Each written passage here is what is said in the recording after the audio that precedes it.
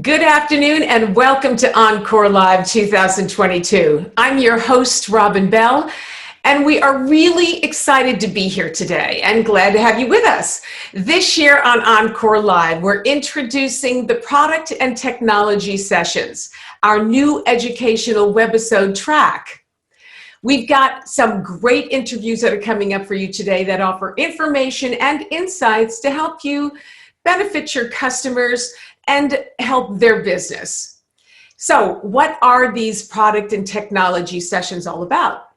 Well, the product and technology sessions bring research and product development teams together to share their knowledge about today's most meaningful advancements and innovation opportunities.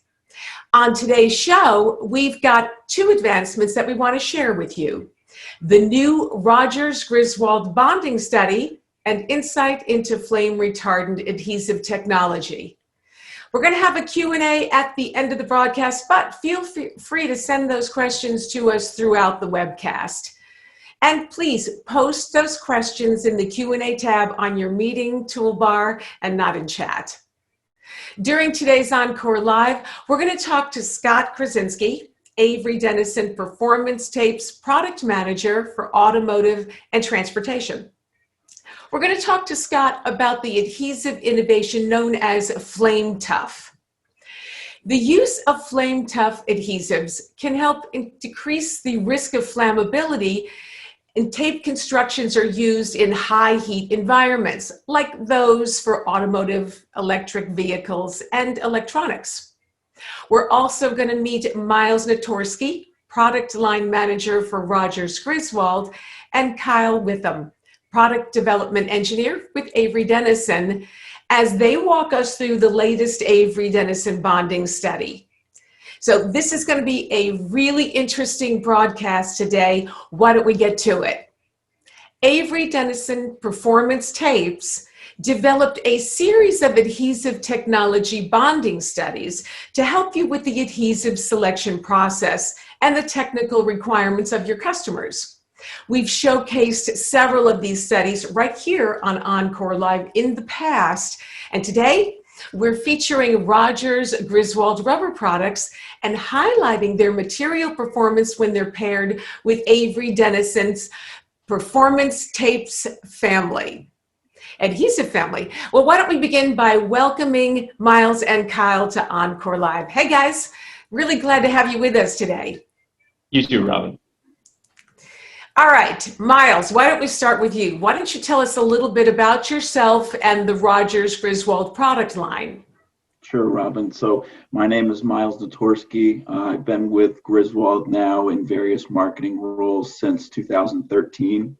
Rogers acquired Griswold back in 2018, and I've been working as the product line manager for Griswold sponge products since since last 4 years. So Griswold manufactures natural rubber, which makes up about 85% of our business, as well as neoprene and EPDM products. And those go into a wide variety of industries, such as flooring, footwear, automotive, and general industrial applications as well. So pretty diverse applications. Kyle, good to see you back again this year. Why don't you tell us a little bit about your role with Avery Dennison and a little bit about yourself? Sure, Robin. So my name is Kyle Witham. I am a product development manager or product development engineer with Avery Dennison Performance Tapes. Specifically, my focus has been in the automotive area as well as the foam bonding area. So you've been with us before, and we've had a really great, lively conversation. This one promises to be lively as well. I want to turn this question over to you, Miles. How did Rogers Griswold get involved in this bonding study with Avery Dennison? Yeah, so last year, one of our other product lines, Poron, did a similar bonding study with Avery Dennison. So we thought it would be a great opportunity to do the same with Griswold products. It can be somewhat of a challenge to stick adhesives to our products. So we felt like getting a bonding study out there to kind of promote which materials work best would be a great thing. And it really was. So what was the bonding study testing, Kyle, and what was the methodology that was used for the test? So the study looks at pairing our Avery Dennison Core Series products with a variety of Rogers Griswold rubbers. When we take a look at this, we take a look at two different sets. One set will laminate at room temperature and the other will laminate with heat. We use about 220 degrees Fahrenheit. And then along with that, each will run at about 30% compression and about 20 feet per minute. We'll also let them rest for about 72 hours after lamination. That's just to make sure that we have the best bond possible so that we're looking at the best results we can. Mm-hmm. Okay. So, Miles, why don't you tell us what the focus of this study was? Yeah, so I mentioned earlier about 85% of our business is in natural rubbers. So a bulk of the materials that were tested are considered natural rubber. We also sent in a few neoprene products to test the bonding to our sponge itself. And then also there was a couple of materials included in there that had either a film or tissue backing, which we like to use in our process to help promote adhesion with PSAs. So a whole gamut of products. Yeah, a large gamut. So Kyle, tell us about the Avery Dennison adhesive products that were used in the testing and also how their performance was rated. Yep, so we used our Core Series products, which covers a wide variety of adhesive families. So we have products like our general purpose rubbers, all the way to some more specialty products like our high shear general purpose rubber, to things that we might use in the automotive industry, our high performance low VOCs, or our modified acrylics. So there's quite a variety I'm seeing here. So Miles, what about the Rogers Griswold products? Which ones of those were used in the study? And why those particular products? Yeah, so I mentioned earlier, natural rubber does make up a big portion of our business, so that's kind of really where we wanted to emphasize. We sent some softer products, which you're going to see that 3110 black sponge there, as well as some firmer products, which would be the 3150, along with some neoprene as well. And as I mentioned, the GRC film and tissue layer on our natural rubber products, just to see which of the adhesives would work best on those materials as well. All right, so that kind of begs the question, what were the results of the study? So Kyle, was it lamination at room temperature or was it heat lamination? Yeah, that's a great question, Robin. So first, I'll go back and I'll touch on how we evaluated these. You'll see that we use kind of a good, better, best rating system to keep things relatively simple for our study. Here, when we talk about good, so the lower end of our scale, we're talking about times that the materials adhered well, but it did require heat lamination. And then as we get better and better up to our best performance, at the best performance, a lot of times those products are just fine when laminated at room temperature. Now, I'll tell you right now that we will typically recommend heat lamination. It rarely ever hurts, and it almost always will help your bond. If we take a look at the actual results, what we'll see is that some of our, we'll call our stronger products, something like our modified acrylics, our FT1943 polyprop or FT1149X.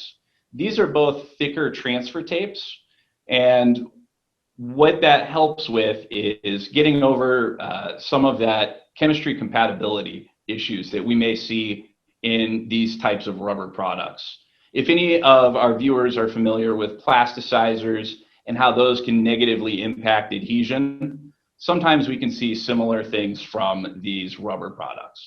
And kind of like Miles touched on, that's actually one of the reasons that they back those rubbers with certain materials like tissues, and that definitively does help the bond.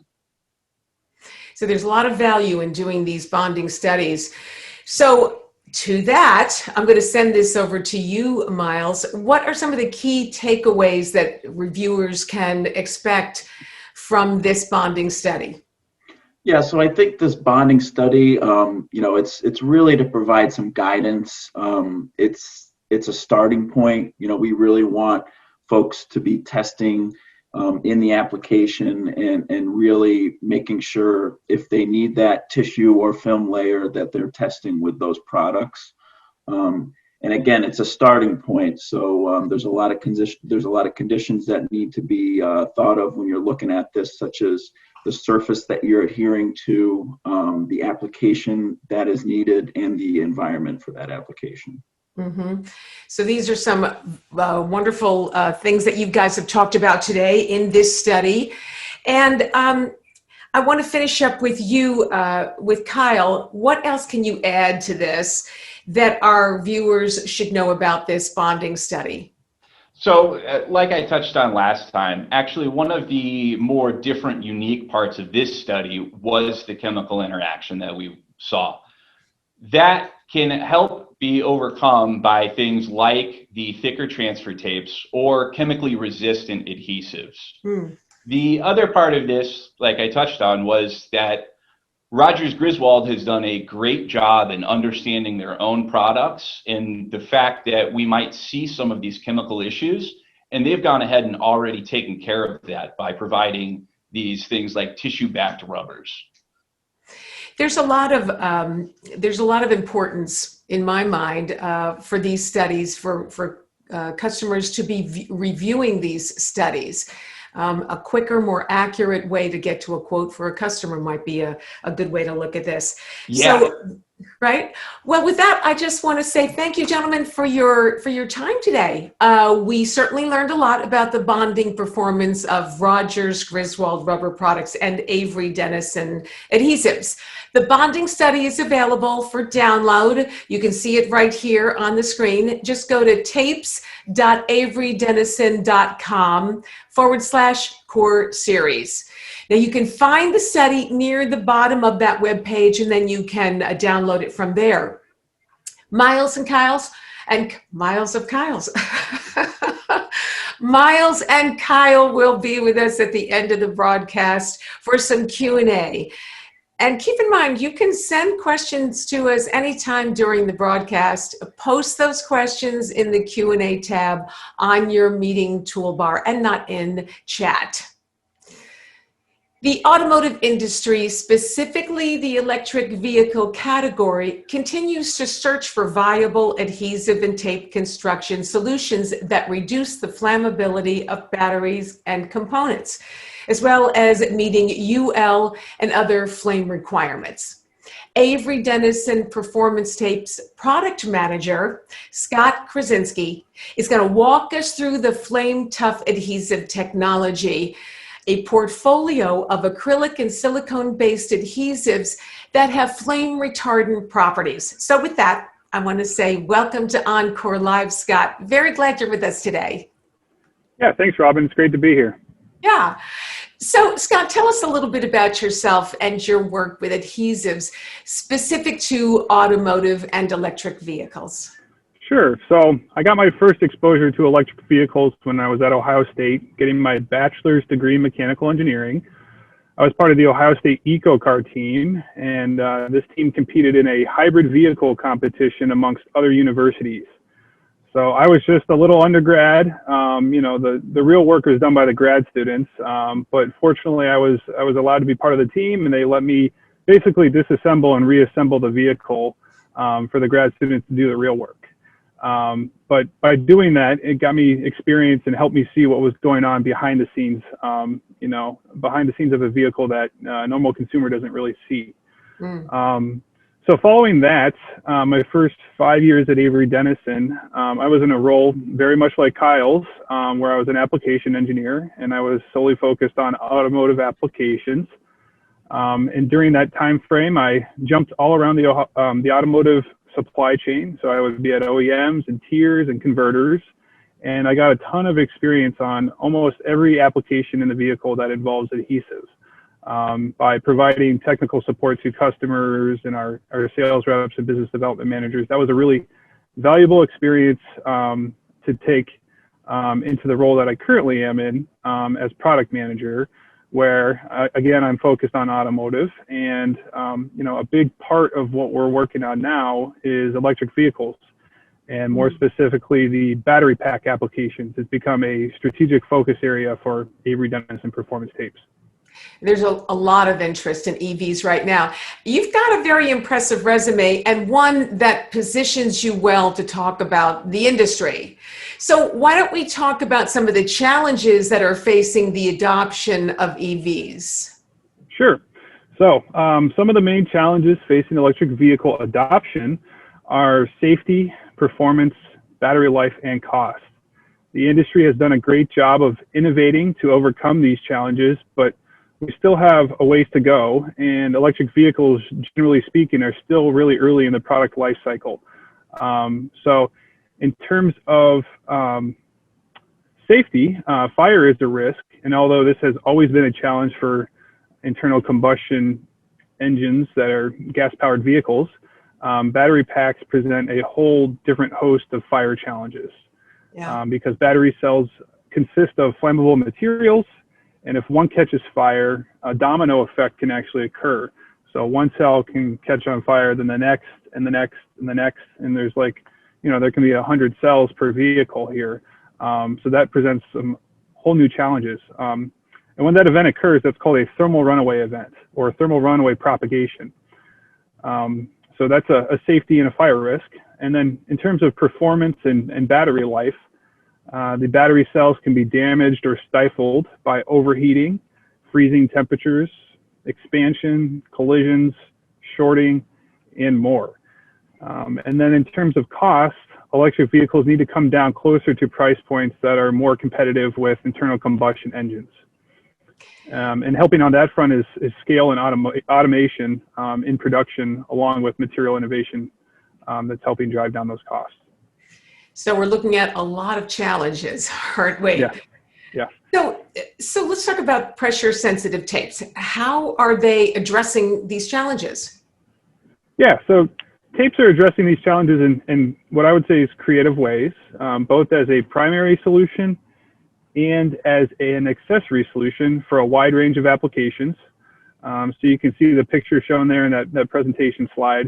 Those are many of the applications for tape, and there's actually more. It seems like every day there's a new application we need to keep up with here. So in terms of cost though, tape rolls or laminated die cut materials have an instant bond and can be automated for faster production. In terms of safety and performance, single coated tapes with dielectric face stocks are being used for electrical insulation, and those are being wrapped around cells and cooling plates and structural pack components. And then double-sided tapes are being used to bond insulation materials within the pack together. So for example, thermal runaway barriers that prevent thermal runaway from occurring after one cell is caught on fire. These thermal runaway barriers consist of mica, ceramic paper, foam, and or aerogels that are often laminated together with double-coated tapes. And these tapes, we can incorporate flame retardants with them to give them flame retardant properties that help mitigate the overall risk of fire. Wow, that's pretty impressive.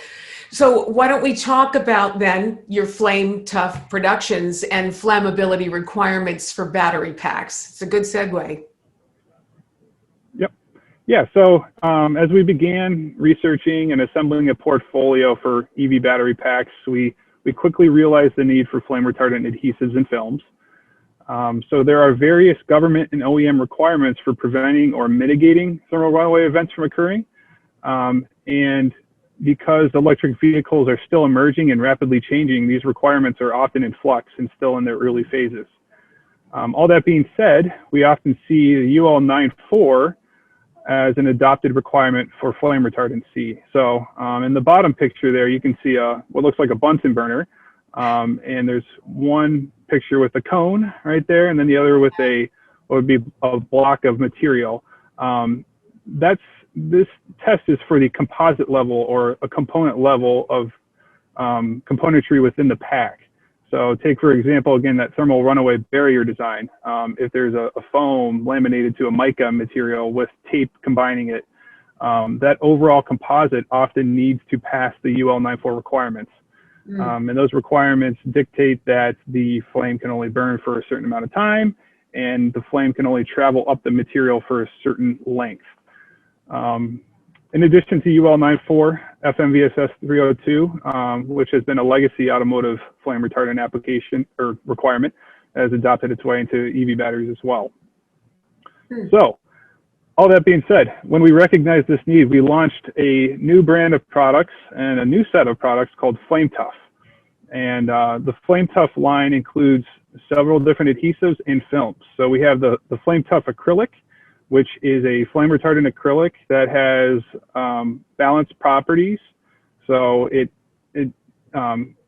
has been historically good for automotive, and then we incorporated flame retardants for it, and it would still work great for automotive applications, meaning it can resist the temperatures, it can bond to a wide variety of substrates and surface energies, but then it also has that flame retardant ability to it. And that's available in a transfer tape form. We also have it in a double coated or a single coated construction, where we often integrate it with the Flame Tough polyester that we have from Avery Dennison, which adds to its flame resistance. In addition to that, another adhesive is the Flame Tough silicone.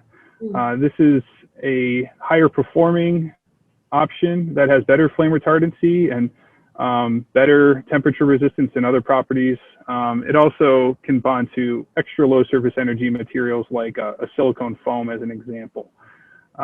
So between these options that you see here, we kind of created a mix and match portfolio combining these different flame retardant components to address these battery pack needs for reducing flammability. Yeah, you really are. You know, Scott, we're talking a lot about automotive. It really is an area of great interest right now, particularly with EVs. But where else would pressure-sensitive tapes be for construction be used? Yeah, so there's a wide range of flame retardant requirements for a variety of industries and applications.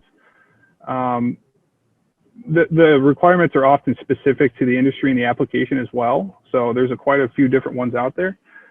Avery Dennison Performance Tape's legacy in flame retardancy comes from aerospace, however. So we've had quite some experience over the years in aerospace, and aerospace probably has the highest need for flame retardancy.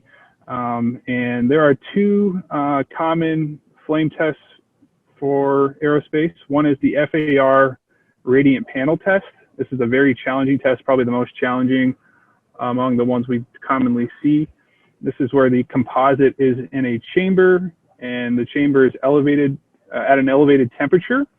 And then there's a torch that is much more significant than a Bunsen burner that comes down and impinges the composite material. And under those conditions, it can only burn for a certain amount of time and a certain length.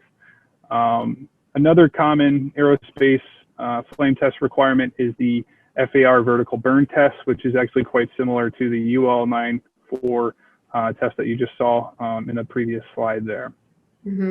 Yeah. In addition to aerospace, though, you know, we see some flame requirements, especially the UL 94 in consumer appliances. And then we also see some UL requirements in building construction applications, as you see in the bottom picture there. A lot of HVAC and mechanical insulation type applications do require a level of flame retardancy. Yeah, a lot of applications here. I think it's pretty common knowledge that Avery Dennison devotes a lot of research, product development, and resources into new innovative solutions. So how can our viewers take advantage of Avery Dennison Lab capabilities and support? Yeah. So we offer a ton of support to our customers. You know, Kyle Witham was just on this call. He's an application engineer. We actually have a whole team of application engineers that specialize in promoting or providing technical support for our products, and they really know applications and how materials interact together. And then behind them, we have a whole lab of capabilities that we use all the time, and we're happy to test for our customers. This lab consists of the typical tape industry testing standards like peel, tack, shear, and release testing. We have all these chambers for elevated temperature testing, humidity testing, and then we've been incorporating some new capabilities as we've been entering the EV battery space because there are some requirements that are a little more unique for that. So we have a burn chamber, which is great for doing all the burn tests that I was just talking about. And then we also have a dielectric strength tester to measure the dielectric properties of material stack-ups. And something we're always eager to do for our customers is, just like we did with the bonding study here, is that if our customer wants to see how a particular material interacts with a variety of our tapes, we're happy to get that in, and we can test the full gamut of testing that we have available to us. In addition to that, the lab is ISO 17025 certified, which means we can test to automotive or other OEM specifications, and then we can issue a certification of that testing data, and then our customers and converters can take that to their customer and present a qualified solution. There is a great deal of support and a great deal of materials that are available to your customers to better their business. I want to thank you for spending time with us today, Scott. This was really interesting. I know I've looked at chat a couple times here. We've got a lot of questions coming in. Thanks for your insight and thanks for what you shared with us today. Thanks, Robin. Yep, thank you. Okay, so we are going to move into the Q&A with our guests right now. But before we do, I just want to remind you, you still have time to get a question in there. Post it now in the Q&A on the meeting toolbar down below. And while you're doing that, I want to let you know that OnCore Live continues in June with our second new educational track. It's called Industry Insights Sessions. So this session of OnCore Live showcases Avery Dennison Performance Tapes sales and marketing leaders together with industry leaders who are going to highlight trends, topics, and sessions for business and for professional growth. So just watch your email for the Q2 invitation. Now we've got our guests back with us for our viewer Q&A. Why don't we just dive right in? And it looks like, let me take a look at this one. So this one would be for you, Scott. It's, do you have FR adhesives for industrial coated PVC products to TPU? Well, we don't have a specific flame retardant product that has PVC or TPU as a face stock or carrier, but our transfer tapes could be combined with those materials, and based off how those materials perform, it could pass a level of flame retardant requirements. So that would be something to reach out to your sales rep, and we can get you connected with their application engineer, and then we can make a determination whether or not our product would work for that requirement. And if we don't know, we'd be happy to test to it. Okay, good. And this one's for you, Miles. What separates Griswold from other rubber products in the industry? Yeah, so I think the biggest thing here is Griswold sponge products are the only continuous open cell product made in the USA. So there's quite a few of our customers who do like to promote the fact that it is domestically made material versus the imported material. Another big thing that sets us apart is our sustainability story. Which is, as you guys know, a big topic of discussion these days. So our products feature a post-industrial scrap that's reincorporated back into our material rather than ending up in a landfill. So it's pretty important to us that we, reincorporate the sponge materials that we aren't using and sending out to customers and get those back into our products rather than a landfill. Right. Sustainability is really important. This one is for Kyle. From your bonding study work, what's been the most important takeaway for your business? Well, Robin, I'm going to cheat and I'll probably list three. So I have been heading up our bonding studies for the most part over the past year. Oh, And from my perspective, as an R&D technical person, just the raw data has been a great benefit to the R&D team back here. It's not often that you're able to do such a wide range of testing. A lot of times it'll be application specific, or we'll have a pretty narrow subset of products we're looking at. Some of the other things that really stand out are, I would be remiss if I didn't say, our relationship with suppliers. Having Miles on here is a level of engagement that we previously hadn't really gotten from suppliers. And what we're finding is they're just as happy to reach out and work with us as we are to reach out and work with them. yeah, there's a level of importance to that can't be overstated. And Miles, it looks like there's a question here for you. Are there any emerging applications or new uses that you're seeing for your products in the marketplace?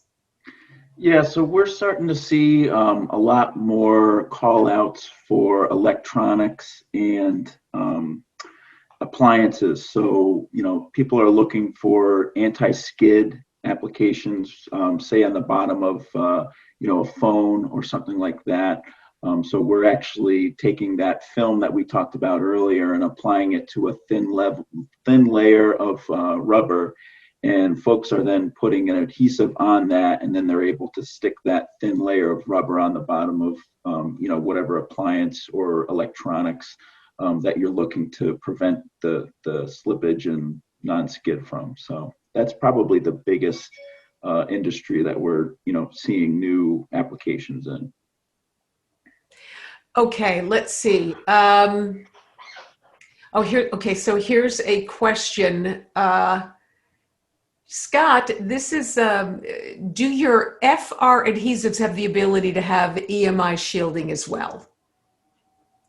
Yeah, so our particular products don't have an EMI shielding face stock currently with these FR adhesives. That's something we could develop.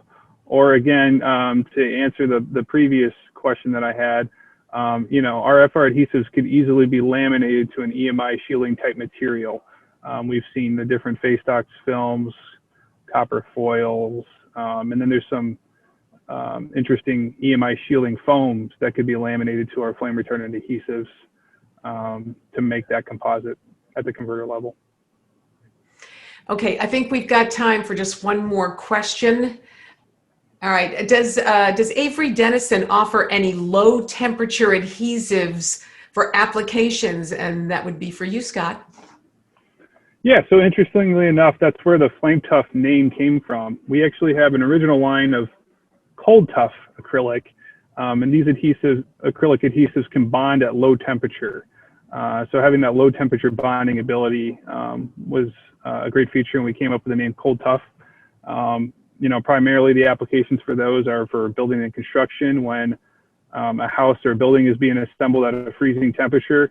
A lot of normal adhesives won't be able to stick at freezing temperatures. So our Cold Tough acrylic can do that. And yeah, it's a cool little side note there that we use that name to create the Flame Tough as well. All right. Well, I think we've run out of time. This has been a really great start to the year. This is it for OnCore Live, the product and technology sessions. I hope you all enjoyed it as much as I did, and I think our panelists as well. We want to thank you for all of you for joining us today. And be sure again to, just a quick note, to check your email Q2 for our next OnCore Live. Until then, take care.